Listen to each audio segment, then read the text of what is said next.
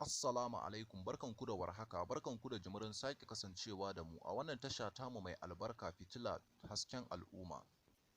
A yau ne fitaccen shafin nan da ya ƙaurin suna wajen bankaɗo asirin manya-manyan jaruman Kannywood wanda aka fi sani da jakadiyar tonon asiri da ke da shafuka a kafafen sada zumunta musamman na Instagram. Mai sauraro, domin jin yadda wannan lamari ya faru game da jarumi Ali Nuhu da kuma jaruma Hadiza Gabon, ka yi ƙoƙari ka danna mana alamar liking da kuma subscribe domin ƙara mana ƙwarin gwiwar kawo muku sababbin shirye-shirye.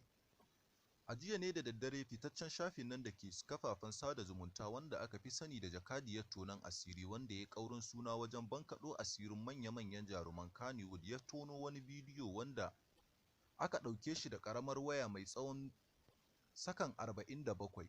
Wannan bidiyo ba kowa bane ba a ciki face jarumi Ali Nuhu da kuma Hadiza Gabon, wanda an ɗauki wannan bidiyo ne tsawon lokaci da suka wuce, ma'ana tun lokacin da jaruma Hadiza Gabon ta baro ƙasarsu Gabon ta zo jihar Kano domin shiga harkar fim.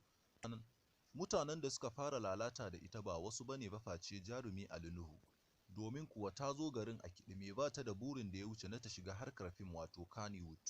Kamar yadda kuka sani, shine mutum na farko da ya fara sa ta a fim farkon zuwanta. To menene dalilin da ya sa ta a wannan fim a wannan lokaci, bayan ba ita kaɗai ba ce jaruma kuma ba a san da ita ba? Ga wasu 'yan ƙanana daga cikin hujjojin da muke da su wanda za ka ga gashi ana cikin ɗaukar shirin wannan fim, jarumi Ali Nuhu ya ɗora hannunsa ya rungume Hadiza Gabon, ita kuma ko kunya babu ba tsoron Allah a idanta, ta kwanto jikinsa sai ka ce matarsa. Allah ka tsare mu. Domin samun wannan faifan bidiyo da jakadiyar tonon asiri ta tono na wannan jarumi Ali Nuhu da kuma Hadiza Gabon, mai sauraro ka yi mana comment da number wayarka domin mu saka a WhatsApp group ɗinmu ka gane wa idonka wannan ta'asa da wa'annan mutane suke aikatawa.